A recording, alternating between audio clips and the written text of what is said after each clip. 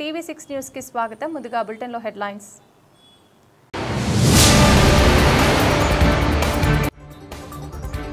శ్రీకాళహస్తీశ్వరుని దర్శించుకొని రాష్ట్రానికి చెందిన పలువురు మహిళా ఎమ్మెల్యేలు.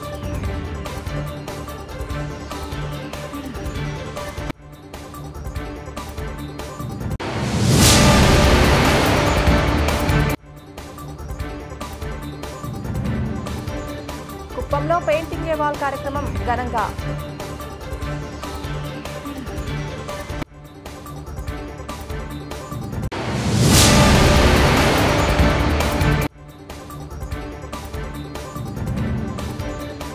మదనపల్లి మార్కెట్ యార్డ్ డైరెక్టర్గా నియమితులైన సుబ్రహ్మణ్యం రెడ్డి.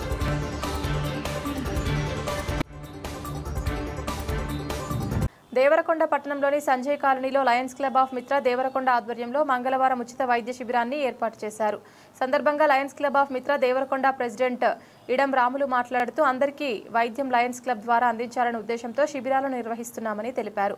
సందర్భంగా 75 మందికి ఉచితంగా పరీక్షలు నిర్వహించి మందులు అందజేయగా 12 మందికి కంటి శస్త్రచికిత్సలను గుర్తించినట్లు తెలిపారు.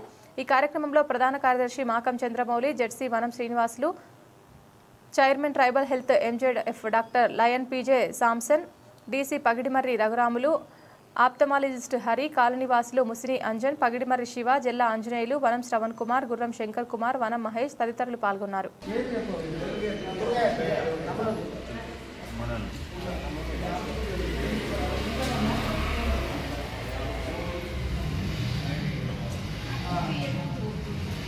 ఆయన మనవుడేనే రాముడు వీళ్ళంతా రాత్రి వచ్చిన వనమది లేడు మాలుడేనే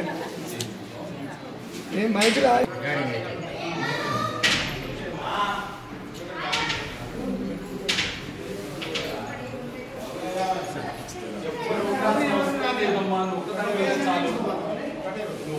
చాలు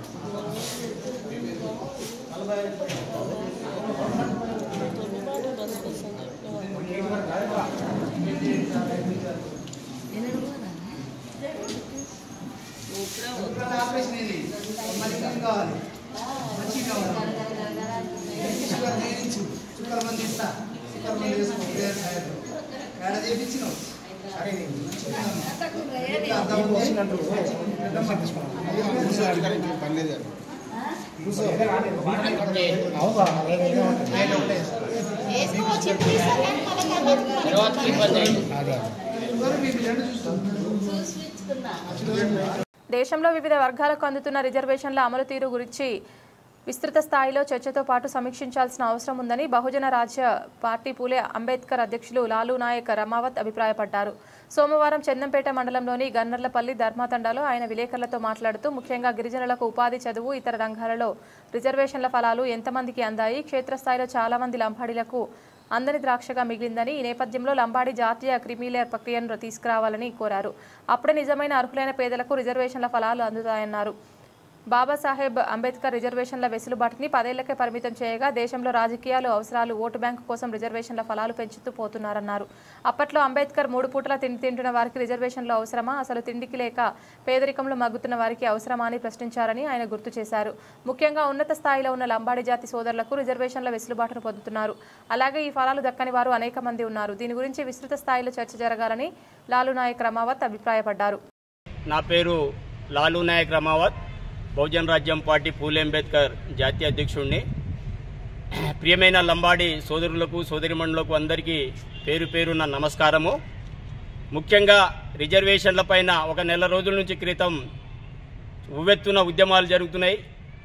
దాని 10వ స్థానం ఏంటంటే అసలుగా రిజర్వేషన్ గురించి చాలా వరకు మనం అందరికీ చాలామందికి తెలుసు, తెలియదనేది కాదు. కానీ ఉద్యమం ఎవరు చేస్తున్నారు, అసలుగా ఉద్యమం ఎవరు చేయాలి అనేది రిజర్వేషన్ పాలసీ గురించి అందరికీ తెలుసు. కాబట్టి తెలంగాణలో ప్రత్యేకంగా రిజర్వేషన్ లంబాడీ సోదరులు అందరూ అనుభవిస్తున్నారు. కొంత పర్సెంట్ వాళ్ళు అనుభవించినా కానీ అందరూ అనుభవించినట్టే కాదు. అందుకనే బాబాసాహెబ్ అంబేద్కర్ ఎవరికి రిజర్వేషన్ కావాలి, ఎవరికి రిజర్వేషన్ వద్దనేది కాన్సెప్ట్ తోటే రాజ్యాంగంలో పొందుపరిచారు. కాబట్టి 5 సంవత్సరాల వరకే రిజర్వేషన్ అమలు ఉండాలి.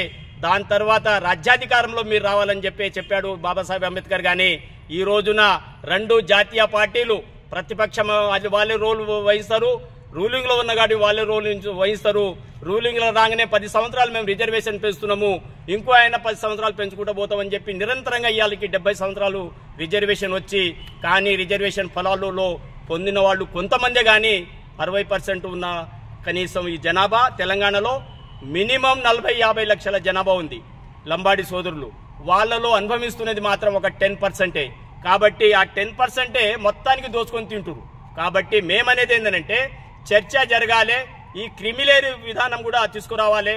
లంబాడి సోదరుల దాంట్లో క్రిమిలేర్ వచ్చేసిందంటే ఓపెన్ కేటగిరీలో ఫలాలు పొందిన వాళ్ళు ఓపెన్ కేటగిరీలో పోవాలి, ఫలాలు పొందని వాళ్ళు కింది స్థాయిలో వచ్చేస్తే సామాజిక న్యాయం అనేది వస్తుంది. కాబట్టి ఈ రోజున కాదు, మేము దాదాపు 5 సంవత్సరాల నుంచి పోరాటం చేస్తున్నా. నేను రిజర్వేషన్ల పాలసీ మీద ఏమంటున్నా అంటే, నేను నా ప్రత్యేకమైన వాదన ఉన్న వాళ్లకు లేని వాళ్లకు వ్యత్యాసం ఇవ్వాలి. లంబాడి సామాజిక వర్గంలో కూడా వ్యత్యాసం చాలా దూరం ఉంది.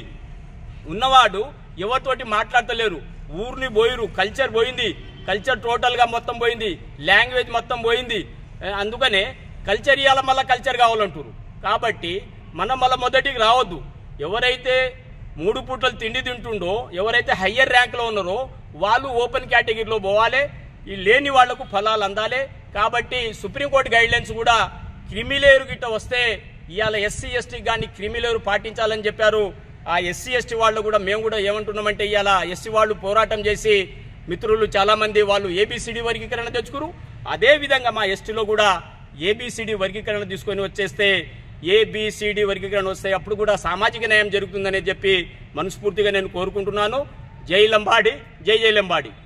నిజాం రజాకార్ల పాలనలో ప్రజలకు కనీసం భద్రత కూడా ఉండేది కాదని బీజేపీ రాష్ట్ర ప్రధాన కార్యదర్శి డాక్టర్ ఎన్ గౌతమ్రావు ఆరోపించారు. అనంతరం బీజేపీ నగర కార్యాలయంలో నిర్వహించిన విలేకరుల సమావేశంలో గౌతమ్రావు మాట్లాడుతూ, కాంగ్రెస్ ప్రభుత్వం తెలంగాణ విమోచన దినోత్సవాలను ఎందుకు అధికారికంగా నిర్వహించడం లేదో తెలంగాణ ప్రజలకు రేవంత్ రెడ్డి ప్రభుత్వం సమాధానం చెప్పాలని ఆయన డిమాండ్ చేశారు. రజాకార్ల పాలనలో స్వేచ్ఛ సమానత్వాలు పూర్తిగా నశించాయని ఆయన అన్నారు. తెలంగాణ ప్రజల కోసం కేంద్ర ప్రభుత్వం విమోచన దినోత్సవాలను అధికారికంగా నిర్వహిస్తుందని కేంద్ర రక్షణ శాఖ మంత్రి రాజ్నాథ్ సింగ్ ముఖ్య అతిథిగా రేపు పరేడ్ గ్రౌండ్ లో జరిగే విమోచన దినోత్సవాలకు ప్రజలు భారీగా తరలివచ్చి ఈ కార్యక్రమాన్ని విజయవంతం చేయాలని గౌతమ్రావు పిలుపునిచ్చారు. ఈ విలేకరుల సమావేశంలో కార్పొరేటర్లు అమృత, ఉమా రమేష్ యాదవ్, నేతలు అజయ్, శ్యామరాజు, పందిర్ల ప్రసాద్, రమేష్ యాదవ్, సూర్యప్రకాష్ సింగ్, ఎక్కల కన్నా, ఓబీసీ మోర్చా జిల్లా ప్రధాన కార్యదర్శి కేశబైన శ్రీధర్ తదితరులు పాల్గొన్నారు.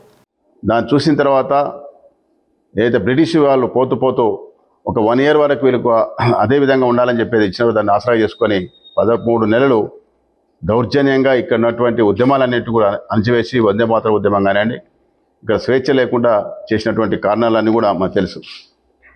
కాబట్టి ఆ రోజు బలవంతంగానే భారతదేశంలో ఈ ప్రాంతాన్ని విలీనం చేసినారు. కాబట్టి భారత ప్రభుత్వం యొక్క పోలీస్ చర్య కారణంగానే చేసినారు. కాబట్టి దీన్ని విమోచన దినంగానే భారతీయ జనతా పార్టీ భావిస్తూ ఉంది. కాబట్టి ఆ రోజు ఏదైతే రజాకార్లో హిందూ మహిళల పట్ల నగ్నంగా బతుకమ్మలాడియడం, హిందూ మహిళల పట్ల అకృత్యాలు చేయడం, వరుసగా నిలబెట్టి ఏదైతే ఉద్యమంలో ఆ రోజు నిజాంకు వ్యతిరేకంగా మాట్లాడిన అందరినీ కూడా చంపేయడం, ఆ రోజు ఉర్దూ కాకుండా వేరే భాష నేర్చుకునే అవకాశం లేకుండా చేయడం, వేసుకున్నట్టు వేషధారణ కూడా మార్చుకోవాలని చెప్పి అయితే నియంత్రిత పోకళ్ళు ఆ రోజు చేసినారో నిజాం, అవన్నీ కూడా రాబోయేటువంటి తరానికి తెలియాల్సిన అవసరం ఉంది. కాబట్టి ఈ రాష్ట్రాన్ని ఇస్లాం రాష్ట్రంగా, ఇస్లాం దేశంగానే ఉంచుతామని చెప్పినారు. లేదంటే ఈ దేశం సపరేట్గా మేము పోయి పాకిస్తాన్లో కలుస్తామని చెప్పినారు. భారతదేశానికే గుండెకాయ లాంటి ఈ యొక్క హైదరాబాద్ సంస్థానాన్ని ఆ రోజు సర్దార్ వల్లభాయ్ పటేల్ కారణంగానే ఈరోజు మనం స్వేచ్ఛా జీవులుగా స్వేచ్ఛను పీల్చుకొని మనకి ఇష్టం ఉన్నటువంటి ప్రాంతాల్లో నివసించేటువంటి అవకాశం దక్కింది. కాబట్టి దీన్ని యావత్ భారతదేశంలో ఉన్నటువంటి అందరూ కూడా, తెలంగాణ వాళ్ళందరూ కూడా ఈ యొక్క ఉత్సవాలు జరుపుకుంటూ ఉన్నారు. అందులో భాగంగానే భారతదేశంలో టీటీడీ ఈవోగా రెండోసారి బాధ్యతలు చేపట్టిన అనిల్ కుమార్ సింఘాల్కు టీటీడీ పాలక మండలి చైర్మన్ బీఆర్ నాయుడు, పాలక మండలి సభ్యులు శుభాకాంక్షలు తెలిపారు. టీటీడీ ఈవోగా బాధ్యతలు చేపట్టిన తర్వాత మొదటిసారి బోర్డు సమావేశానికి హాజరైన ఈవోను టీటీడీ చైర్మన్ సభ్యులు స్వాగతించి అన్ని విధాలా సహాయ సహకారాలు అందిస్తామని హామీ ఇచ్చారు. గతంలో ఈవోగా పనిచేసిన శ్రీ అనిల్ కుమార్ సింఘాల్కు ఉన్న అనుభవం భక్తులకు మరింత మెరుగైన సేవలు అందించడంలో, టీటీడీని అభివృద్ధి దిశగా నడిపించడంలో ఉపయోగపడుతుందని పాలక మండలి సభ్యులు ఆకాంక్షించారు. టీటీడీ ఈవోగా రెండవసారి అవకాశం ఇచ్చిన రాష్ట్ర ముఖ్యమంత్రి నారా చంద్రబాబు నాయుడు అనిల్ కుమార్ సింఘాల్ కృతజ్ఞతలు తెలిపారు. సలహాలు సహకారంతో భక్తులకు మరింత మెరుగైన సేవలు అందించడానికి కృషి చేస్తానని ఈవో తెలిపారు. అంతకుముందు టీటీడీ చైర్మన్ మరియు బోర్డు సభ్యులు ఈవో అనిల్ కుమార్ సింఘాల్ను సన్మానించారు.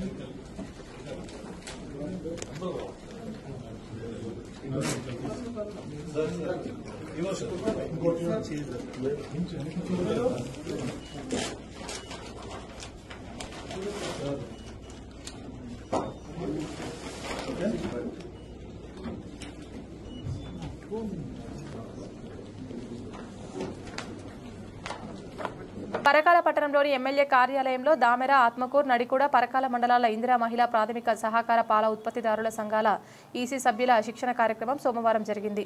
ఈ కార్యక్రమంలో ముఖ్య అతిథిగా పరకాల ఎమ్మెల్యే రేవూరి ప్రకాష్ రెడ్డి పాల్గొన్నారు. ఈ సందర్భంగా ఎమ్మెల్యే మాట్లాడుతూ మహిళలను పారిశ్రామికవేత్తలుగా తీర్చిదిద్దాలనే సంకల్పంతో ముఖ్యమంత్రి రేవంత్ రెడ్డి కృషి చేస్తున్నారని తెలిపారు. ఈ కార్యక్రమంలో డిఆర్డీఏ శ్రీను తదితరులు పాల్గొన్నారు. నేను 94 నుండి శాసనసభ్యుడిగా ఉన్నా. 3 సార్లు శాసనసభ్యుడిగా అయినా ఇది 4వ సారి శాసనసభ్యుడిని. ఈ డైరీ యొక్క ఆవశ్యకత, నిర్వహణ, యాజమాన్యం అంటే ఇప్పుడు మీరు అందరు యాజమాన్యం యొక్క బాధ్యతలు, వీటన్ని మీద ఒక అవగాహన కల్పించాలనే ఒక ఆలోచనతోటి పాల ఉత్పత్తి, పాల మార్కెటింగ్, వీటన్నిటి మీద ఒక అవగాహన కలగాలి ప్రతి ఒక్క సోదరి మనకి అని చెప్పి ములకనూరులో ఈ ప్రాథమిక సొసైటీ, ప్రతి ఒక్క సొసైటీకి కూడా 2 రోజుల ఒక అవగాహన ట్రైనింగ్ అని బదుకున్న అవగాహన సమావేశాన్ని నిర్వర్తించినాం. అదేవిధంగా జిల్లా సమైక్య సభ్యులను కూడా 21 మందిని మనం ఏర్పాటు చేసుకున్నాం. వారికి ఇక్కడ ఒక రోజు ట్రైనింగ్ ఇచ్చాం, ఒక అవగాహన కల్పించాం. అదేవిధంగా ములకనూరులో కూడా 2 రోజుల అవగాహన కార్యక్రమాలు కూడా నిర్వర్తించడం జరిగింది. మరి ప్రాథమిక సొసైటీస్ అయిన మీకు కూడా ఈ వ్యవస్థ మీద పూర్తి అవగాహన ఉండాలి అని చెప్పి ఒక ఆలోచనతో గీసుకొండ సంఖ్య నిన్న నిర్వర్తించాం. దగ్గర అక్కడ కూడా 546 మంది మహిళా సోదరులు వచ్చారు. ఈరోజు ఇక్కడ కూడా చూస్తే మొత్తము 27 ప్రాథమిక సొసైటీస్ అయితే 21 మందిని లెక్కేస్తే 567 మంది రావాలి. 567 మంది వచ్చారు. 100% అని అంటే మేము ఏదైతే ఊహించినామో, ఏదైతే ఒక నమ్మకంతో ఈ డైరీ ప్రారంభించినామో, ఏదైతే మీ మీద ఉన్న ఒక విశ్వాసంతో, మహిళా సోదరులు ఉన్న ఒక విశ్వాసంతో డిసెంబర్ నుండి రైతాంగానికి సరిపడా యూరియాను అందించాలని, బ్లాక్ మార్కెట్లో యూరియా దందాను అరికట్టాలని డిమాండ్ చేస్తూ ఈరోజు సూర్యాపేట జిల్లా కేంద్రంలో కొత్త బస్టాండ్ వద్ద సిపిఐఎంఎల్ మాస్ లైన్ పార్టీ ఆధ్వర్యంలో రైతులతో కలిసి ధర్నా నిర్వహించడం జరిగింది. ఈ సందర్భంగా సిపిఐఎంఎల్ మాస్ లైన్ జిల్లా కార్యదర్శి కామ్రేడ్ కొత్తపల్లి శివకుమార్ మాట్లాడుతూ జూన్లో రావాల్సినటువంటి యూరియాను ఈ రోజు వరకు కూడా కేంద్ర ప్రభుత్వం పంపించకపోవడం తెలంగాణ పట్ల కేంద్ర ప్రభుత్వం సవతి తల్లి ప్రేమ అర్థమవుతోందని అన్నారు. అలాగే కేంద్ర ప్రభుత్వంపై యూరియా కోసం రాష్ట్ర ప్రభుత్వం కూడా ఎలాంటి ఒత్తిడి తేవడం లేదని, దీనిని బట్టి కేంద్ర రాష్ట్ర ప్రభుత్వాలు కుమ్మక్కై రైతాంగ సమస్యలను నిర్లక్ష్యం చేస్తున్నారని ఆయన ఆవేదన వ్యక్తం చేశారు. ఈ సంవత్సరం సకాలంలో వర్షాలు పడక మొదట్లో రైతులు ఇబ్బంది పడ్డారు. ఆ తర్వాత అధిక వర్షాలతోటి రైతాంగం తీవ్ర నష్టాలను ఎదుర్కొంటున్నారు. రైతాంగం అప్పులు చేసి కాపాడుకుంటున్న పంటలకు గోటి చుట్టుపై రోకలిపోటులాగా నేడు కేంద్ర రాష్ట్ర ప్రభుత్వాలు ఎరువులను సరఫరా చేయకపోవడంతో రైతాంగం తీవ్ర ఆందోళన చెందుతుందని ఆయన ఆవేదన చెందారు. రైతుల యొక్క హక్కుల డిమాండ్ వరకు రైతులకు యూరియా అందించేంత వరకు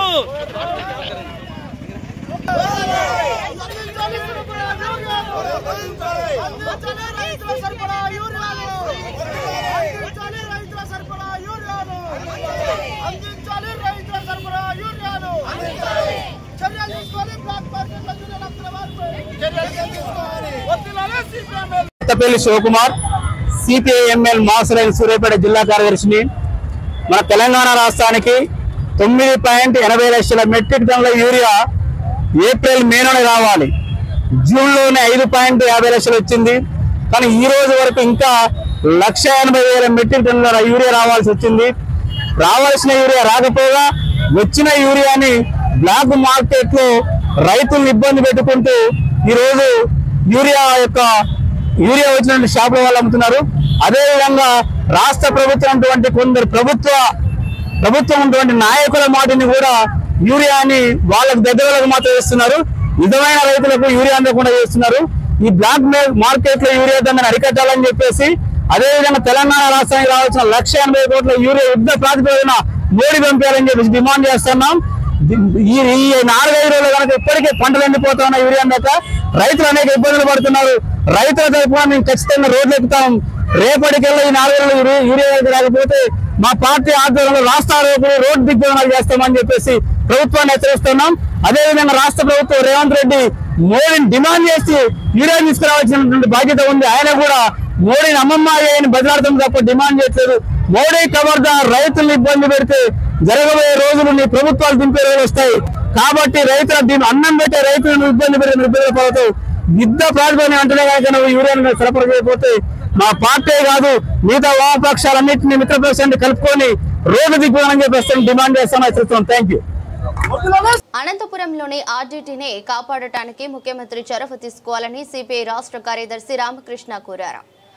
అనంతపురం జిల్లాలో దశాబ్దాలుగా ప్రజలకు సేవలు అందిస్తున్న ఆర్డీటీ స్వచ్ఛంద సేవా సంస్థకు నిధులు రాకుండా అనేక ఇబ్బందులు పెడుతున్న కేంద్ర ప్రభుత్వ వైఖరిని తీవ్రంగా ఖండిస్తారు. ఎందుకంటే ఇవాళ కేంద్రంలో అధికారంలో నరేంద్ర మోడీ ప్రభుత్వం ప్రతి విషయాన్ని మత దృష్టితో చూస్తూ ఉన్నారు తప్ప వాస్తవ దృష్టితో చూడడం లేదు. ఎందుకంటే గత అనేక దశాబ్దాలుగా వారు అనంతపురం జిల్లాలో పనిచేయడమే కాకుండా రాష్ట్రంలో దేశంలో ఎక్కడ ఏ విపత్తు సంభవించినా సరే కార్యకర్తలతో సహా తరలి వెళ్ళి వారికి అనేక రకాల సేవలు అందించారు. సేవలు అందించడమే కాకుండా ఇవాళ అనంతపురం జిల్లాలో ఉన్న పేద వర్గాల్లో ఎంతో సంతోషం నిండి ఉందంటే వాళ్ళకి ఇల్లు కల్పించడంలో, ఉపాధి కల్పించడంలో, అదేవిధంగా వారికి విద్యను అందించడంలో కూడా ఆర్డీటీ కీలక పాత్ర పోషించింది. అలాంటి ఆర్డీటీ స్వచ్ఛంద సేవా సంస్థకు నిధులు ఆపు చేస్తే ఇవాళ మన రాష్ట్ర ముఖ్యమంత్రి చంద్రబాబు నాయుడు గారు తెలియకపోతే ఏమన్నా అనుకోవచ్చు, ఆయనకు అన్ని విషయాలు తెలుసు. పైగా వారి దగ్గర సమాచారం ఉంది. వారు స్వచ్ఛంద సేవా సంస్థగా పనిచేశారు తప్ప ఈనాడు కూడా మత మార్పిడులకు పూనుకోలేదు. అలాంటి సంస్థకు వారు నిధులు బంద్ చేస్తే ఏమాత్రం కూడా అడ్డుకట్టు వేయలేకపోతే, దాన్ని సరిదిద్దలేకపోతే ఈ రాష్ట్ర ప్రభుత్వం ఇది తెలుగుదేశం ప్రభుత్వమా లేకపోతే బీజేపీ ప్రభుత్వమా అని నేను అడుగుతాను. కాబట్టి గతంలో మేము ముఖ్యమంత్రి గారు రిప్రజెంట్ చేశాం. పార్లమెంటరీ పార్టీ నాయకులు కృష్ణదేవరాయలు గారికి కూడా రిప్రజెంట్ చేయడం జరిగింది. వారు కూడా కేంద్రంతో మాట్లాడిన తర్వాత కూడా ఫలితం లేకుండా పోతా ఉంది. నిన్న వేలాది మంది అనంతపురం కలెక్టరేట్ దగ్గర పెద్ద ఎత్తున ధర్నా కార్యక్రమాన్ని నిర్వహించారు. ఇప్పటికైనా సరే ముఖ్యమంత్రి గారు స్పందించి వారికి ఉన్న అడ్డంకులు తొలగించకపోతే ఖచ్చితంగా నేను చెప్పగలను, ఇది కూటమి ప్రభుత్వం కాదు, చంద్రబాబు నాయుడు గారి ప్రభుత్వం కాదు, మోడీ కనుసన్నలు అమిత్ షా ఆదేశాలతో పనిచేస్తున్న ప్రభుత్వం అని చెప్పక తప్పదు. కాబట్టి ముఖ్యమంత్రి గారికి అన్ని విషయాలు తెలుసు కాబట్టి ఈవెన్ నారా లోకేష్ గారికి కూడా ఆర్డిటి గురించి తెలుసు. కాబట్టి వారు స్పందించాలని చెప్పి న్యాయం చేయాలని చెప్పి కోరుతారు. ప్రభుత్వ విద్యా సంస్థలలో మౌలిక సదుపాయాలు కల్పించడం మా బాధ్యత అని మహబూబ్ నగర్ ఎమ్మెల్యే ఎన్ఎం శ్రీనివాసరెడ్డి పేర్కొన్నారు. మహబూబ్ నగర్ నగరంలోని ప్రభుత్వ జూనియర్ కళాశాలలో 18 లక్షల రూపాయల మూడా నిధులతో ప్రభుత్వ బాలికల జూనియర్ కళాశాలలో నూతనంగా నిర్మించనున్న శౌచాలయాల నిర్మాణానికి ఎమ్మెల్యే శంకుస్థాపన అనంతరం ఆయన మాట్లాడుతూ గత 10 సంవత్సరాలుగా విద్యా సంస్థను బీఆర్ఎస్ ప్రభుత్వం పూర్తిగా నిర్వీర్యం చేసే ప్రయత్నం చేసిందని ఆరోపించారు. ప్రభుత్వ విద్యా సంస్థలలో కనీస సౌకర్యాలు కల్పించే ప్రయత్నం కూడా వారు చేయలేదని మండిపడ్డారు. ముఖ్యమంత్రి రేవంత్ రెడ్డి సారథ్యంలో ప్రభుత్వ విద్యా సంస్థలను కాపాడుకోవాలని వాటిని బలోపేతం చేయడానికి నిరంతరం కృషి చేస్తున్నామన్నారు. మహబూబ్ నగర్ ఫస్ట్ ఆధ్వర్యంలో గత విద్యా సంవత్సరం పయనీర్ కార్యక్రమం ద్వారా ఎప్సెట్లో 200 మంది విద్యార్థులు శిక్షణ తీసుకోగా 114 మంది విద్యార్థులు ఉత్తమ ర్యాంకులను సాధించి ఉచితంగా ఇంజనీరింగ్, ఫార్మసీ, అగ్రికల్చర్లలో సీట్లు సాధించారని ఆయన గుర్తు చేశారు. నూతన బాలికల జూనియర్ కళాశాల భవనాన్ని నిర్మించేందుకు వచ్చే బడ్జెట్లో కేటాయింపులు చేస్తామని ఆయన హామీ ఇచ్చారు. గవర్నమెంట్ గర్ల్స్ జూనియర్ కాలేజ్లో టాయిలెట్స్ ప్రాబ్లం ఎన్నో రోజుల నుంచి ఉన్నది. దానికోసం ఈరోజు కొత్త టాయిలెట్స్ నిర్మాణం కోసం శంకుస్థాపన చేసుకున్నాం. అలాగే ఈ కాలేజీలో ఎంసెట్ కోచింగ్ కోసం కూడా ఏర్పాట్లు జరిగినాయి, స్టార్ట్ అయిపోయింది. పోయిన సంవత్సరం మంచి రిజల్ట్స్ వచ్చినాయి కాలేజీలో. ఈసారి అంతకంటే మంచి రిజల్ట్స్ రావాలని చెప్పి మేము అందరం కూడా కోరుకుంటా ఉన్నాం. వొకేషనల్ కాలేజ్ కూడా ఉంది ఇక్కడ. వొకేషనల్ కోర్సెస్ కూడా ఈ కాలేజీలో చెప్తా ఉన్నారు. చాలా ఎక్కువ స్ట్రెంత్ ఉన్న జూనియర్ కాలేజ్ ఇది. బహుశా తెలంగాణలోనే one of the highest strength ఉన్న జూనియర్ కాలేజ్ అమ్మాయిల కోసం కట్టింది. అన్ని ఏర్పాట్లు కూడా మేము చేస్తాం. ఇంకా కొత్త బిల్డింగ్ కూడా కట్టాల్సి ఉంది. ఇక్కడ పాత బిల్డింగ్ ఒకటి ఉంది, దాన్ని కూల్చి ఆ స్థానంలో ఇంకో బిల్డింగ్ కట్టాలి. అది కూడా ఈ రాబోయే సంవత్సరంలో బడ్జెట్లో పెడతాం. అమ్మాయిలకు కావాల్సిన అన్ని సౌకర్యాలు కల్పిస్తాం. కేవలం వాళ్ళ చదువు మీద దృష్టి పెట్టేటట్టుగా ఒక ఆహ్లాదకరమైన వాతావరణాన్ని తయారు చేయడానికి మా ప్రయత్నం మేము చేస్తూ ఉన్నాం.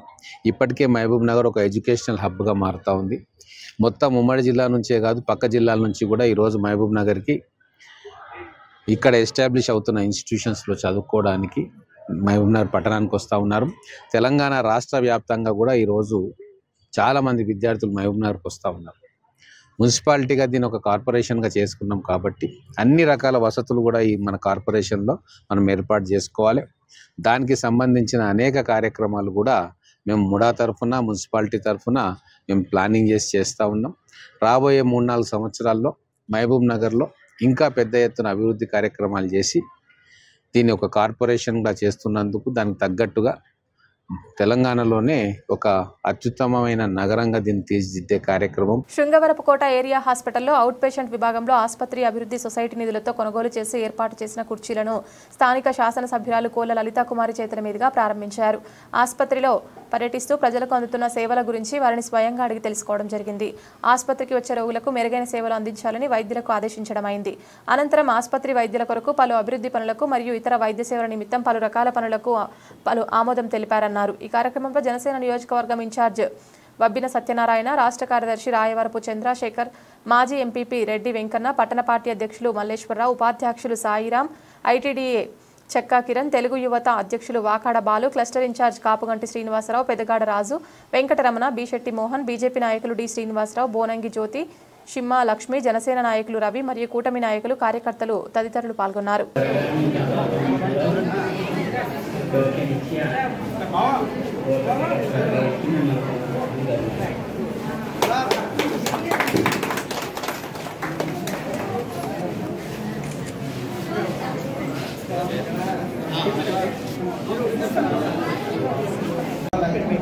శాసనసభ్యులు శృంగవరపుకోట అసెంబ్లీ నియోజకవర్గం మరియు చైర్మన్ ఆసుపత్రి అభివృద్ధి సంఘం ప్రాంతీయ ఆసుపత్రి శృంగవరపుకోట వారికి తగు ఆమోద నిమిత్తం ఆసుపత్రికి సంబంధించిన క్రింది విషయం సమర్పించుచున్నాం.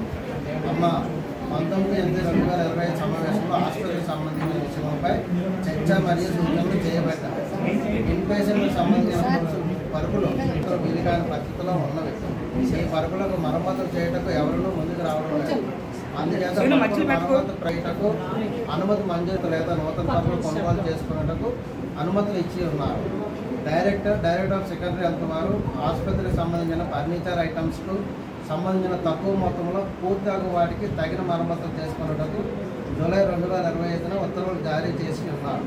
దీని ప్రకారం మరమ్మతులకు సంబంధించిన వివరములు జతపరుచుతున్నాం. ఈ పనులు చేయించడానికి అనుమతి కొరకు ఆసుపత్రి సిబ్బందికి సంబంధించి గత సంవత్సరంలో ఉన్న ఖాళీలను కొంతవరకు భర్తీ చేయడం జరిగింది. దీనివలన ఆసుపత్రిలో రోగులకు సేవలు అందించడంలో సమస్యలు తగ్గినవి. ఆసుపత్రి ఎలక్ట్రికల్ ప్యానల్ సప్లై సంబంధించి ప్యానల్ బోర్డు కాలిపోవడం చేత ఆసుపత్రిలో కొన్ని విభాగంకు పవర్ సప్లై పూర్తిగా అందుబాటులో లేకపోవడం వలన అనేక సమస్యలు వచ్చి చూడండి. కావున నూతన ప్యానల్ బోర్డు కొనుగోలు చేయడం అనుమతి కొరకు ప్రోగ్రాంలో భాగంగా మరి కేంద్ర రాష్ట్ర ప్రభుత్వాల సహకారంతో మరి ఏదైతే ఈ వైద్య ఖర్చుల నిమిత్తం ప్రజల కోసం సంవత్సరానికి 2 పర్యాయాలు నిధులు అనేది కేంద్ర రాష్ట్ర ప్రభుత్వాల సహకారంతో ఏరియా హాస్పిటల్కి రాష్ట్ర ప్రభుత్వం వారు ఏరియా హాస్పిటల్ కావచ్చు, పిహెచ్సిలు కావచ్చు అందజేస్తున్న సందర్భంలో అందులో భాగంగా మరి ఏరియా హాస్పిటల్కి ఈ 6 నెలల బడ్జెట్ అనేది సుమారు 2 లక్షల రూపాయలు రావడం జరిగింది. మరి ఏదైతే ఈ వైద్య సేవల కోసం వస్తున్న ప్రజలకు సంబంధించి కొన్ని సౌకర్యాలు కల్పించాలని మరి కమిటీ అంతా కూడా నిర్ణయం తీసుకుని మరి డాక్టర్ గారు సూపరింటెండెంట్ గారి సహకారంతో ముఖ్యంగా పబ్లిక్ కూర్చునే విధంగా కొన్ని కుర్చీలు, అదేవిధంగా ఆన్లైన్ సిస్టము ప్రతి పేషెంట్ పేరు ఆన్లైన్లో ప్రభుత్వానికి తెలియజేయడం కోసం ఏదైతే సిస్టమ్ ఉందో ఇక్కడ కంప్యూటర్ అది కొంత రిపేర్స్ ఉన్న నిమిత్తం కొత్త కంప్యూటర్ని అనేది కూడా ఏర్పాటు చేసుకోవడం జరిగింది. అదేవిధంగా ప్రతి డిపార్ట్మెంట్కి సంబంధించి ఎక్స్రే ప్లాంట్ ఒకటి పాడైతే అది కూడా బాగు చేసుకోవడం జరిగింది. ఎలక్ట్రికల్కి సంబంధించి కొంత షార్ట్ సర్క్యూట్ ఉంటే వాటిని కూడా భర్తీ చేసుకోవడం, ఇలాగ ప్రతి డిపార్ట్మెంట్లో గైనిక్లో కొన్ని, ఇలాగ ఈఎన్టీలో కొన్ని, మెడికల్ అండ్ హెల్త్లో సంబంధించి ఇలా ఆల్ డిపార్ట్మెంట్స్లో ఏవైతే పరికరాలు ఉన్నాయో వాటన్నిటిని కూడా రిపోర్ట్ చేసుకుంటూ ఇవాళ ఈ బడ్జెట్ అనేది ఖర్చు పెట్టడం జరిగింది. అందులో భాగంగానే ఇవాళ నేను ఇక్కడ కొన్ని నూతన పరికరాలన్నింటినీ కూడా ఓపెన్ చేసుకుని మరి మేమంతా కూటమి ప్రభుత్వ ప్రజాప్రతినిధులు అందరం కూడా హాజరవడం జరిగింది.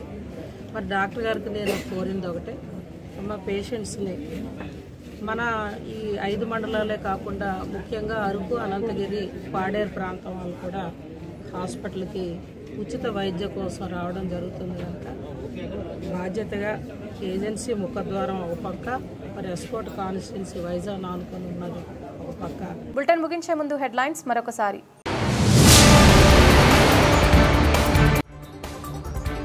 శ్రీకాళహస్తీశ్వరుని దర్శించుకుని రాష్ట్రానికి చెందిన 10 మహిళా ఎమ్మెల్యేలు.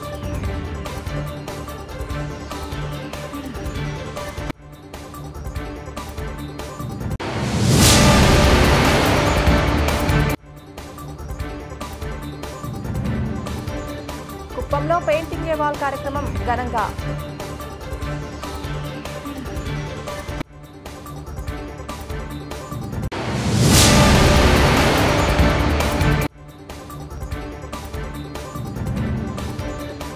మదనపల్లి మార్కెట్ యార్డ్ డైరెక్టర్గా నియమితులైన సుబ్రహ్మణ్యం రెడ్డి.